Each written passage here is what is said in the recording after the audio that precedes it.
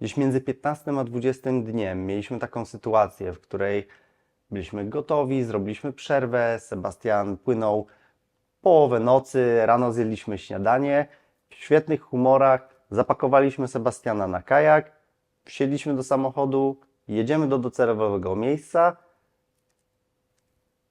mija może jakieś pół godziny i telefon od Sebastiana, że on nie może płynąć, że wiosłuje i stoi w miejscu. 20 dnia zebrał się, sięga mnie ogromny kryzys. Dzień wcześniej można powiedzieć, że wręcz chojraczyłem trochę, że jestem niezniszczalny i cały czas pozytywnie nastawiony, ale z racji nałożonego zmęczenia, szczególnie z poprzednich dni, gdzie objętość była bardzo dużo kilometrów, pojawił się ogromny upał. Oraz osiągnęliśmy ponad połowę drogi dookoła Wielkiej Brytanii. Tego dnia w nocy... Czekaj, nie, to będzie słabe. Musisz się przedstawić, powiedzieć, że jesteś Sebastian Szubski.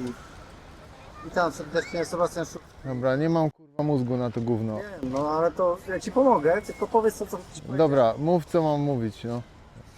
Za dużo zacząłem sobie kalkulować, kiedy to skończę.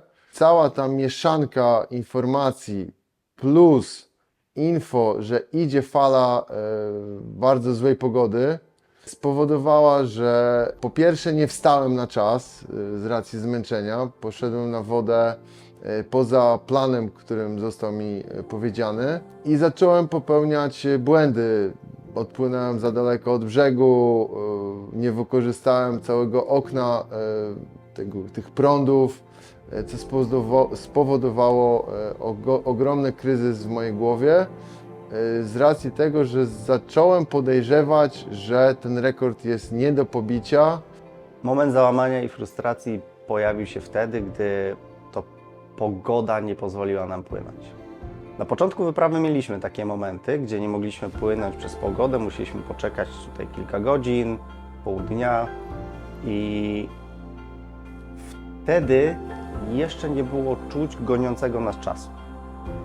No, do mnie wtedy dotarło, że to nie jest wyzwanie, które zależy tylko i wyłącznie od siły Twojej woli, mentalności, siły Twoich mięśni, tego czy Ty dajesz radę, czy nie dajesz, bo są siły naturalne, których nie jesteś w stanie pokonać i musisz to uszanować.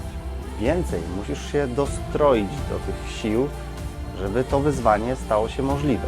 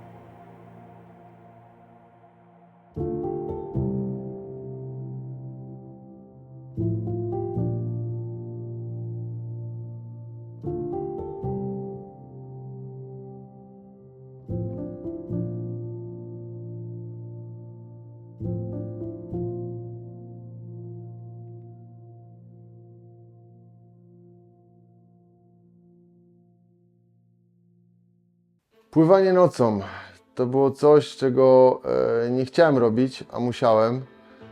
z racji jak ustawiały się pływy, czyli prądy. Ruszyłem o każdej możliwej godzinie dnia, czyli startowałem czasami 20-21, czasami 2-3 nad ranem.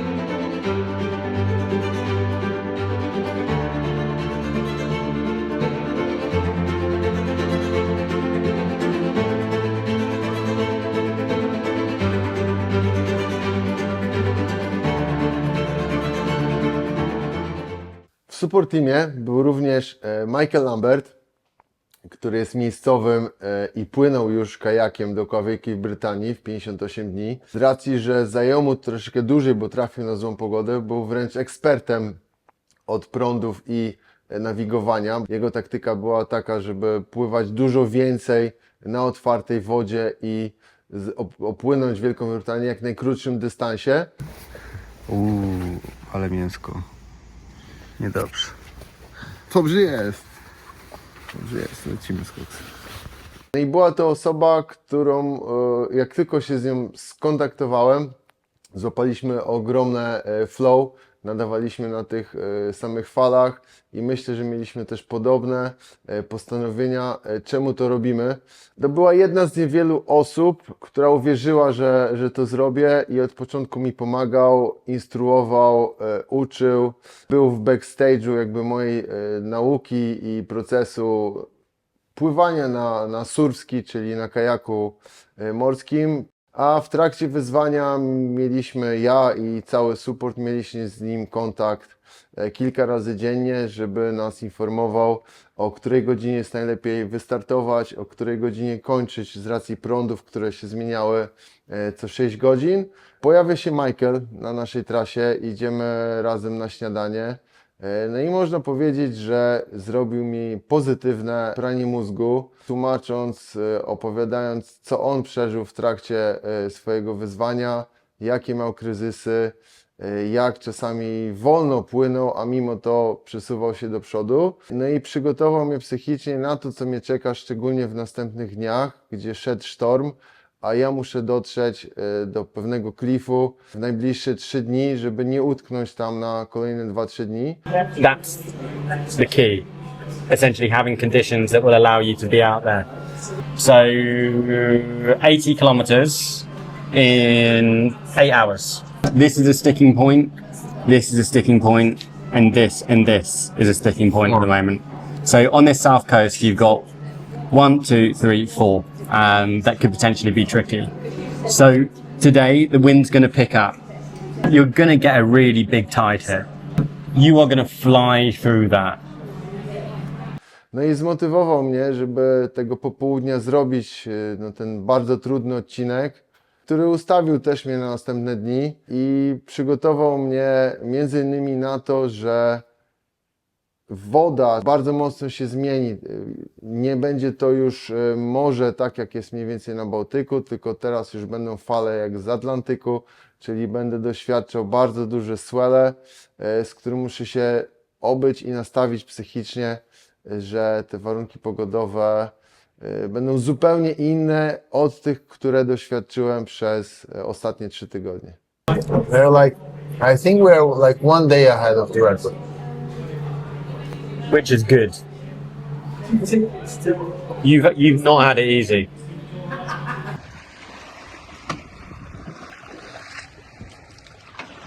Michael, I love you, but I don't like you anymore.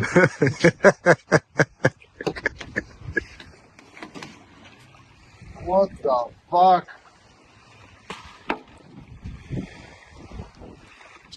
Więc jednego dnia jestem zmuszony wypłynąć o godzinie 21 na odcinek 100 km na otwartej wodzie, wiedząc, że przynajmniej 6 godzin na tym odcinku będę musiał płynąć pod prąd. Okazuje się, że od godziny 12 zrobiło się zupełnie ciemno.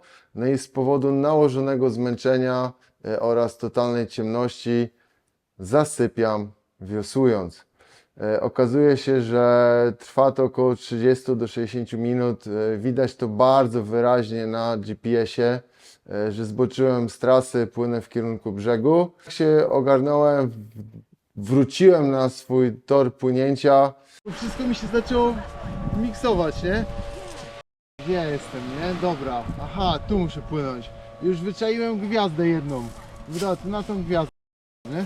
Ale jak płynąłem na tą gwiazdę, to cały czas dostawałem z boku falę, nie?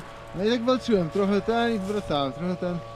Ale tak patrzę, coś mi nie pasuje. Taka białe światło i czerwone i cały czas jest obok, nie? Zatrzymałem się i... Co jest? Wiosłuję, a ten zegarek był ciemny, nie? Przyłączyłem ten, patrzę, 30 minut na kilometr. Przez 2 godziny zrobiłem 4 km.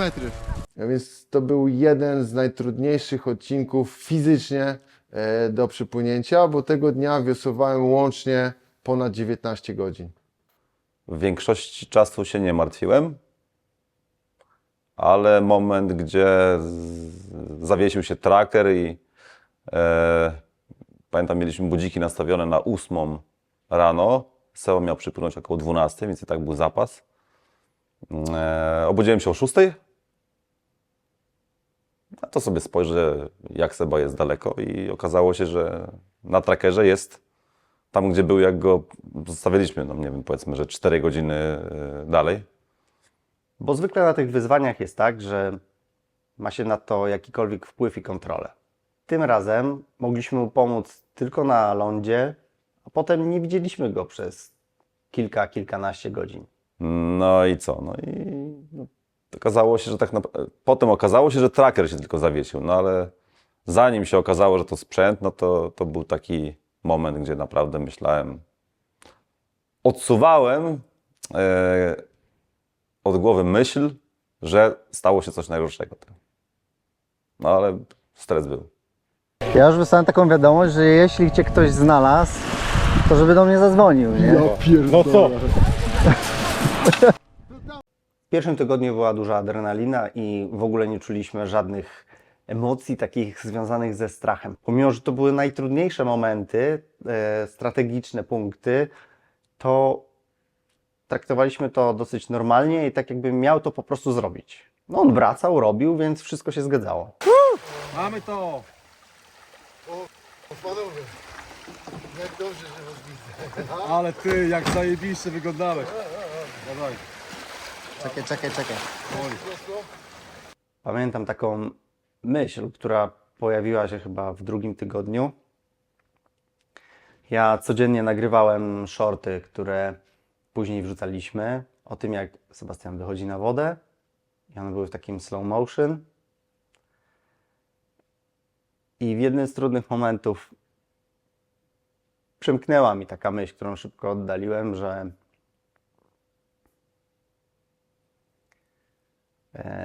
no a co jeśli to jest ostatnie nagranie Sebastiana, które zrobiłem? No ale nie mogłem się z tym wyjaić, to trzymałem tą myśl niewypowiedzianą, aż wyzwanie nie zostało zakończone, bo nie naszą rolą było go straszyć i powstrzymywać przed tym, co ma zrobić. Uśmiechnięty przez cały czas. I ptaczki śpiewają. I wiaterek śmiga. Jest piękny poranek. I Marcin wstaje. Dobre. Można wstawać. O ja pierdolę. Co tu się dzieje, panowie? Wiecie, że nawet mięśnie mnie nie bolą? Świetnie. Pięknie. Teraz kłamię, ale jest dobrze. Ale kolejnym takim momentem, to gdy próbowaliśmy go troszeczkę popchnąć, żeby jednak to zrobił, bo czułem, że ta pogoda nie jest aż taka zła, że on mógłby docisnąć, to by nam wiele pomogło. Nie było tego wiele, to był dosłownie 1-2 dni. I gdy on faktycznie wyszedł na tą wodę, żeby tam opłynąć taki cypel, Dosiadłem do samochodu i mówię do Ornosia, że ej, kurde, no docisnęliśmy go trochę do tego i oby się nic nie stało. Dlatego nie wyobrażam sobie tego, co czuł Michael. Jakby nie było, czasami dawał zielone światło, idź lub nie idź, albo wręcz namawiał, że tak, Sebastian, to będzie trudne, ale powinieneś to zrobić. No, chłop chyba nie spał po nocach. What you mean hard? Yeah. But look, but then that was not the worst part. I passed the cliff. Yeah. And I'm like, it was 4 p.m. point, yeah? And I'm like, you know, the water calmed down. I'm like, oh, I'm safe. I send the message to the guys by Garmin, and then I look straight up and I see like a big wall of water coming to me, man. Yeah. The current turned and started to push me back. Yeah. So I'm like, okay, or I go back or I go to the cliff. And I hugged the cliff and just paddle like half hour. Mimo to, że te odcinki były tak długie, to przerwy między płynięciem po tylu godzinach były bardzo krótkie. Nie dowierzam, Marcin, że jeszcze płynę w ogóle. Tak? Miałem takie momenty, mnie tak odcinało, że chciałem do was zadzwonić, żebyście mnie zbierali. To jest niesamowite, co głowa potrafi, nie? Mental. Raz do Michaela napisałem, Michael mówi, niezależnie jak wolno płyniesz, przesuwaj się do przodu, nie? Just keep going. Mówi, wiatr trochę puści. No i rzeczywiście 13 godzin walki. Jeszcze 3 i spać. Docieram do punktu Lizard, czyli kolejny punkt bardzo niebezpieczny na trasie. Muszę zatrzymać się na ostatnim możliwym miejscu, czyli takiej kamienistej plaży, żeby wyruszyć w odpowiednim momencie, żeby ominąć Lizard i dopłynąć do Land's End. Lizard. Lizard. So we are all before Lizard on the corner. Po minięciu Land's End zbliżam się do okolicy 2000 km. Wylądowaliśmy zupełnie przypadkowo na pięknym kampingu. I dla takich chwil się żyje. Ponad 2000 km. Żeby tak naprawdę tylko się wykąpać, a okazało się, że jest mega koncert, gdzie pan gra na gitarze. Myjemy sobie pysznego steka, opijamy piwkiem.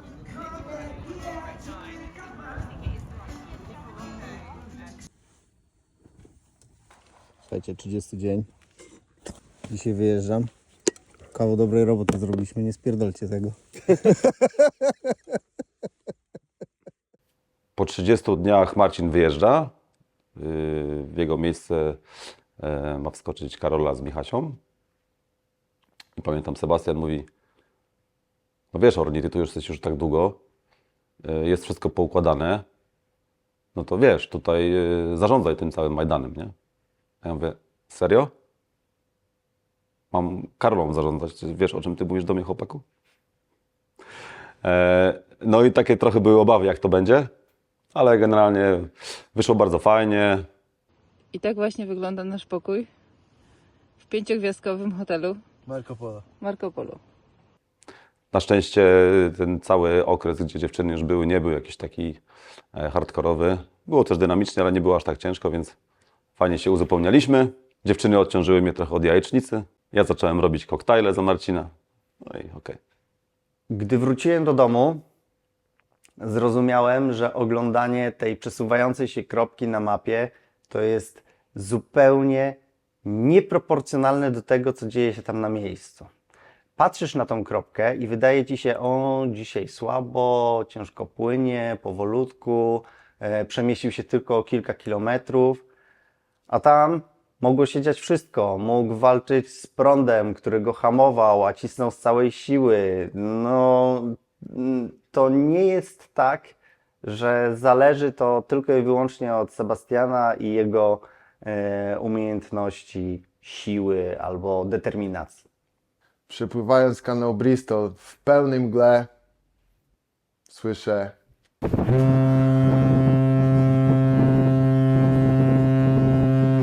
Wypływając kanał Bristol w połowie trasy okazało się, że pojawiła się totalna mgła, widoczność była maksymalnie do 100 metrów i nagle pojawił się statek, który rogiem głowym buknął centralnie obok. Słyszałem to, jakby był centralnie przy mnie. No nie ukrywam, że bardzo, bardzo mocno się przestraszyłem, cisnąłem, uciekałem, ale później po kilku bucnięciach ten statek gdzieś się tam oddalał, ale przez kolejne kilometry wręcz miałem ogromną traumę, strach i co chwilę po kilku ruchach wiosłowania cały czas nasłuchiwałem, czy czasami coś nie płynie. No brzeg zobaczyłem dopiero kilometr od brzegu. Gdy wylądowałem na plaży, doświadczyłem tego, co najczęściej support doświadcza, czyli z plaży po prostu był piękny dzień, nie było widać tej mgły. No i coś, co mi się też wydawało płynąć, że bliżej brzegu nie będzie już statków, a stały dwa wielkie kontenerowce zacumowane, więc totalnie się myliłem i no mimo, że próbowałem sobie wrzucić do głowy, że nie byłem w niebezpieczeństwie, będąc już bliżej brzegu, to zdecydowanie byłem. On o tym opowiada, że jest bardzo duży swell, czyli te takie wielkie fale, że ten swell rzeczywiście on tak nie wygląda duży, ale jak się rozbija o fale, to tworzą się takie olbrzymie pióropusze tych fal, które się tak rozbijają i wtedy widzisz, jaka moc jest tego oceanu i tego swellu. I wtedy sobie uświadamiasz, że no kurczę, tam może być rzeczywiście ciężko Sebastianowi. I właśnie ten moment, jak wpływał do portu bardzo wąskim takim gardłem. Po prostu widziałam po jego minie, mimo że on był kilka metrów dalej, był na wodzie, ale widziałam po jego minie ten strach i to przerażenie, czy on da radę tam wpłynąć. I w momencie, jak już wpłynął, że już była taka spokojniejsza woda, wpłynął do tego portu i zaczął krzyczeć, wręcz przeklinać, że się udało, ale wtedy pierwszy raz widziałam takie przerażenie i odczułam jakby ten strach i że naprawdę mogło się to skończyć źle. Słabo byłoby się rozpierdolić w centralnie przed wami, nie? Tutaj teraz, nie? Tak, większego wpłynięcia nie było. Bo bym wylądował na tych kamieniach wylądował tam. Ja, Za każdym razem, gdy wypływałem i wracałem na land, czekał na mnie support, więc czułem się zaopiekowany, że jest ze mną rodzina. A gdy byłem na wodzie i nawet jeśli byłem tam przez kilka godzin i dostawałem jakąś wiadomość na zegarku, dawaj, dawaj, dasz radę, przepłynąłeś już tyle albo brakuje tylko tyle kilometrów, to cały czas miałem to wrażenie, że mimo to, że na dystans, ale ktoś myślami jest ze mną i to było wystarczające, że czułem, że ktoś, a było tych osób, okazuje się dużo, popycha tą kropeczkę na trackerze, więc no szczerze, mimo tych długich godzin spędzonych na morzu, a było ich więcej niż na lądzie, to w żadnym momencie nie czułem się samotny. Jak tam samopoczucie? Duzi chłopcy piją dużą wodę. I jak przepływa do Irlandii, to później też jest cały czas na styku, więc nie było żadnego momentu, w którym byliśmy pewni, o Boże, to ma taki zapas duży, że bez problemu to zrobi. I cały czas rzeczywiście nam też towarzyszyło to, że cały czas nas goni jakaś zła pogoda. Że my przez cały czas uciekamy od jakiejś złej pogody i nie było żadnego momentu, w którym można by powiedzieć, o easy, easy. Wczoraj przypłynąłem Morze Irlandzkie. Po przypłynięciu 104 km jeszcze dobiłem 20, żeby znaleźć się w lepszym punkcie na dzisiejszy start. Dzisiaj plan jest dopłynąć do Dublina. Zmęczenie jest bardzo duże. Z Dublina zostaje 450 km. Ostatnie 200 km. Dostaję mnóstwo wiadomości na Garmina, że widać już metę, że to końcówka.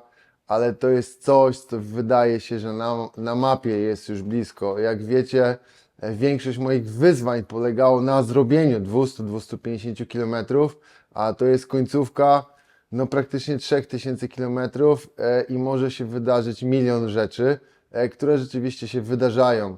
Między innymi utknąłem w wąskim kanale, że obrócił się prąd, musiałem przeczekać, spałem w śpiworze, w deszczu na podłodze przy swoim kajaku, czekając jak obrócą się prądy. Zawsze mówię o tym, że wyzwania są pudełkiem nicości dla wszystkich, dla tego, który startuje, ale też dla supportu.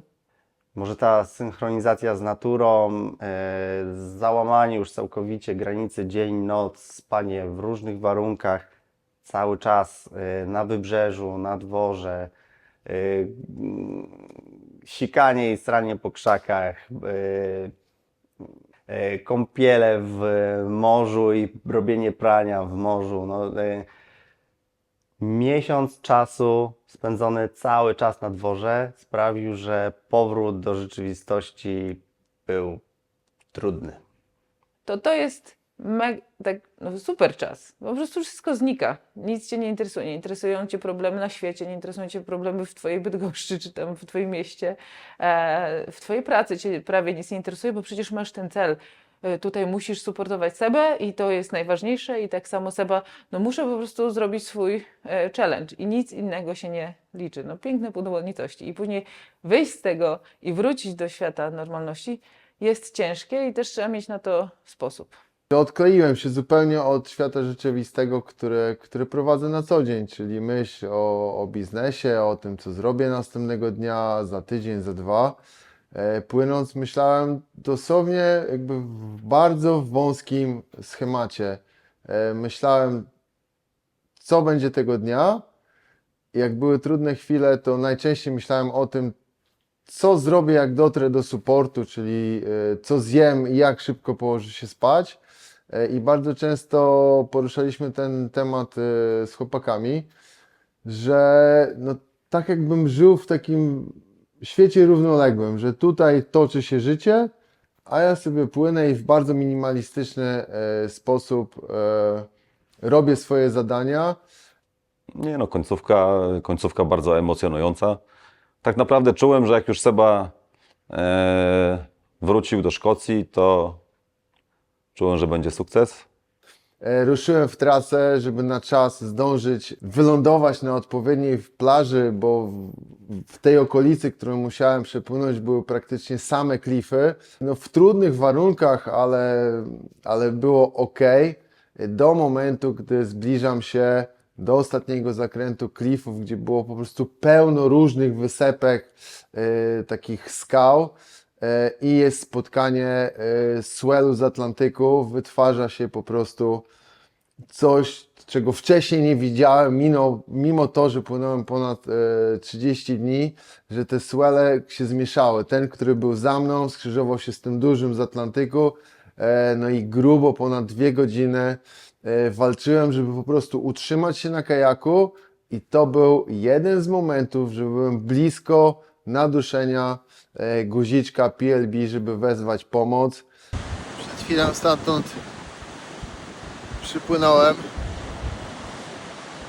Ogromny swell i najtrudniejsze lądowanie ever. Tylko nie wezwałem pomocy z racji, że no po prostu brakowało 100 km do mety i stwierdziłem, że zdałem się na los. No, miałem to szczęście, że po tych 2 godzinach się troszeczkę uspokoiło i dopłynąłem na camping. No i to była moja ostatnia noc przed końcówką. Wylądowałem tam po prostu w ogromnej trzęsiawce, było mi strasznie zimno. Zmarzłem, ale ogólnie wszystko super, ale powiem Ci Wam, miałem ostatnie 15 km, ja pierdolę. A czemu? Masakra. O, wszystko tak było. Ale prądy, masakra. Ojej, no dobrze. Ale dobra, dotarłem. Jeszcze jutro pierwsze 30 km trudne. 50 będę do Was. Więc to była ostatnia noc, miałem tylko kilka godzin snu, bo już o 4 rano musiałem ruszyć na swój ostatni etap tej wyprawy. No i ostatnie 30 km rzeczywiście była to już pewna forma celebracji, płynięcia, podsumowywania sobie w głowie, co się wydarzyło, co ja zrobiłem. Wiosłowałem przez 36 dni, jestem już kilka godzin od mety, wiem, że już jest bezpieczna trasa, no już po prostu czyste emocje, ostatnie kilometry były w fajnych warunkach. Startowałem i kończyłem w najpiękniejszym miejscu całej wyprawy, czyli okolice Malajk. To jest niesamowite, bo finisz jest taki jak ten początek był, tak jak Marcin wspomniał, Kasperski, że takie rzeczy zaczynają się w ciszy, bez tłumów i takie rzeczy kończą się też prawie w ciszy, może niekoniecznie aż takiej dużej, bo jednak my tam byliśmy i krzyczyliśmy, ale też bez tłumów. Dopływam, czeka na mnie support team, no więc no ogromne emocje, zrzucenie z siebie jakby tego ciężaru, że dopłynąłem, zrobiłem to. Weź, bo będę mokry! So I'm turning off. I think it's 36 days, 6 hours and 22 minutes. Dopłynąłem, w głowie mam, że zrobiłem to, ale tak naprawdę jednocześnie mam w swojej głowie udało się. Zawsze byłem przeciwny temu słowu, że nie udało się, tylko zrobiłem to, a tutaj mam tą mieszankę, że nie miałem nad wszystkim kontrolę. Musiałem oczywiście gonić tą dobrą pogodę, ale byłem zdany na Neptuna, który pozwolił mi przepłynąć Wielką Brytanię. Dlatego będę wdzięczny Neptunowi, że mnie przepuścił, mimo to, że z tych 36 dni 3 nie wiosłowałem z racji złej pogody, ale po prostu tak miało to wyglądać. Przez ostatnie 5 km tej trasy miałem swoje największe bóle mięśni od całej trasy. Gdy mózg już jakby wiedział, że to już jest koniec, całe te napięcia mięśni zeszły i nigdy wcześniej tak wszystko mnie nie bolało. Po prostu czułem się, jakbym był topiącym się lodem. To wszystko się rozchodziło i przez wiele godzin później ogromny ból. No ale jednocześnie emocje, celebracja, no niesamowite uczucia. Ciężko to opisać słowami. I tutaj to jest świetne i zostawię to wszystkim do przemyślenia. Czy pokonać siebie, jak pokonasz siebie, to znaczy, że wygrasz czy przegrasz?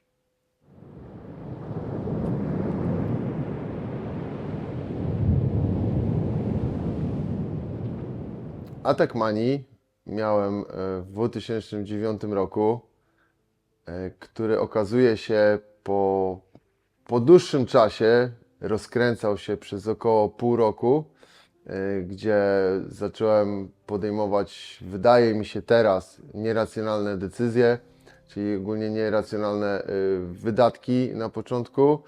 Na pewno dużo mniejsza potrzeba snu. Bardzo dużo się wkręciłem w pracę, którą wtedy wykonywałem, bardzo dużo podróżowałem i byłem wręcz bardzo ambitny, więc mój cały fokus poszedł w pracę, ale wydaje mi się, że jakby to już choroba rozkręcała tą sytuację do tego stopnia, że będąc na Mistrzostwach Świata w kajakarstwie jako menadżer firmy Plastex, tam w Kanadzie miałem ten top swojego ataku manii. To był jedyny atak manii, ale był no, tak ciężki, że trafiłem do psychiatryka na 2 tygodnie. Po wyjściu zostałem zdiagnozowany, że mam chorobę afektywno-dwubiegunową. Szukałem pomocy.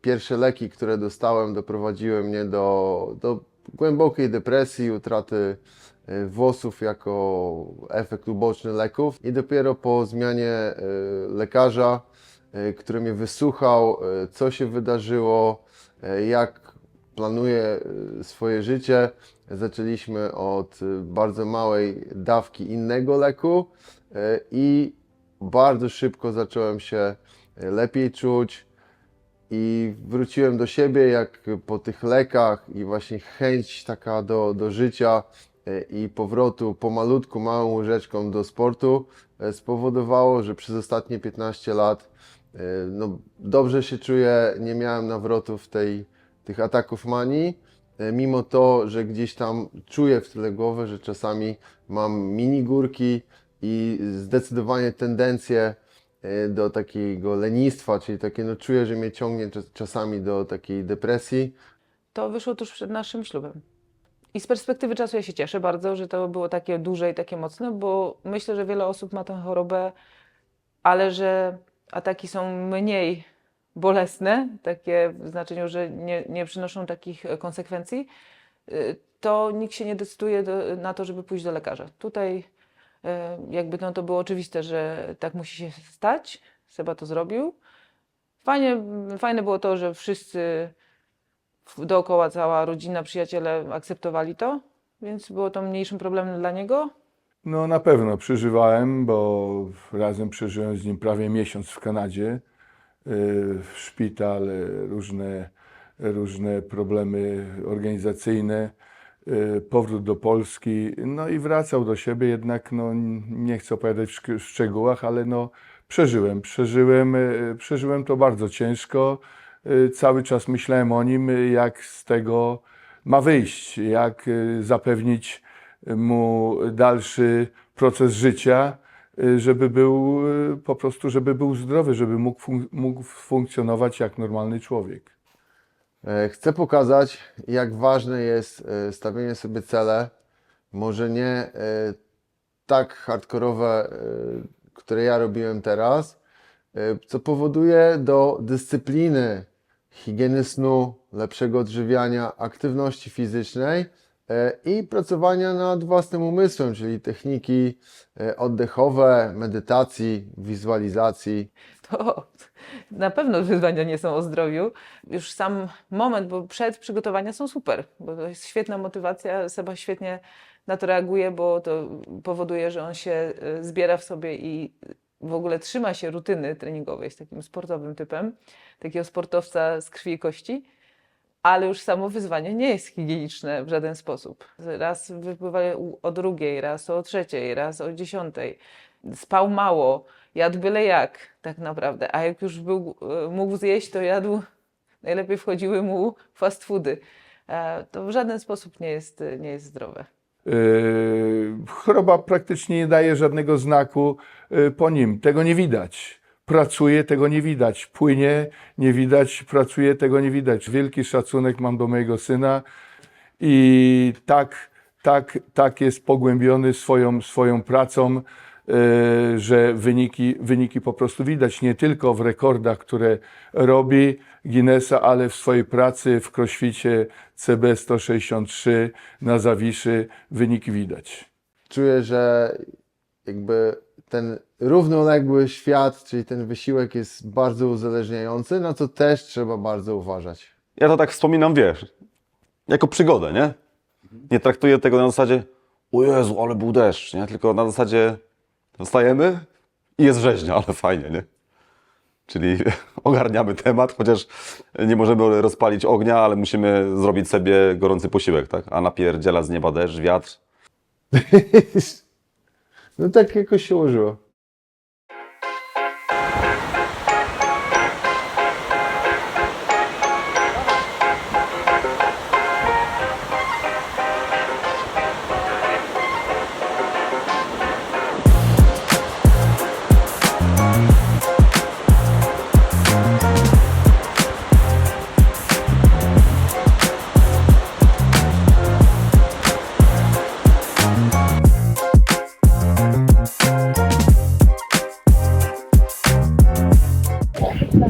Sebastian, czy wiesz, że jakbyś wziął wszystkie naczynia krwionośne, jakie masz w organizmie, wyciągnął i ułożył obok siebie,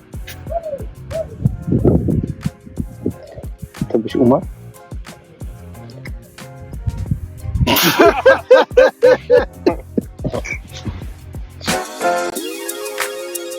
Wiesz czemu kajakarz niczym się nie przejmuje?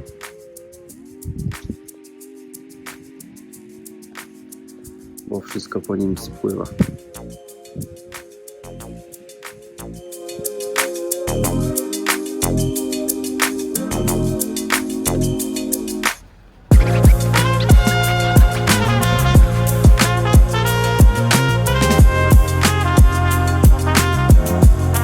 Sebastian, wiesz, dlaczego kajaki nie opowiadają dowcipów na morzu?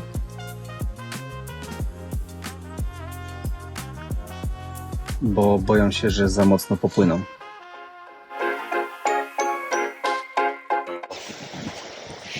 Teraz na trochę mniej oficjalna część.